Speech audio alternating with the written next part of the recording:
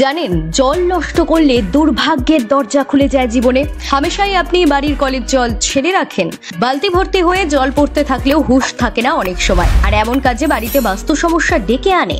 জানেন কি আপনি? না জেনে থাকলে বাস্তুবিদরা কি বলছেন জেনে নিন। বাস্তুশাস্ত্রের জলকে জীবন ও সম্পদের প্রতীক হিসেবে মনে করা হয়।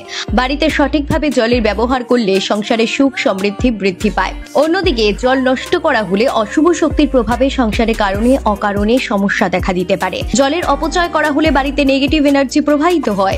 অনেক সময় আমরা জলের কাজ হয়ে গেলেও কলটা বন্ধ করি না, বা কলের মুখ ঠিকমতো বন্ধ না হওয়ায় টপ টপ করে জল পড়তেই থাকে, অথবা যতটা জল দিয়ে কাজ সারা সম্ভব তার চেয়ে বেশি জল অপ্রয়োজনে খরচ করি। এইভাবে জল নষ্ট করলে সংসারে পজিটিভ এনার্জি কমে আসতে থাকে। বাড়িতে নোংরা জল কখনোই জমিয়ে রাখা উচিত নয়। জল অপচয়ের কারণে রাহু ও শনির দোষ তৈরি হতে পারে। জল অপচয় করলে কুবের দেব রুষ্ট হন, যার ফলে অর্থকষ্ট নেমে আসতে পারে আপনার জীবনে। যদিও এই সকল তথ্য বাস্তুশাস্ত্র মতেই বলা হয়েছে, আপনাকে মেনে চলতে বাধ্য করে না আমাদের চ্যানেল।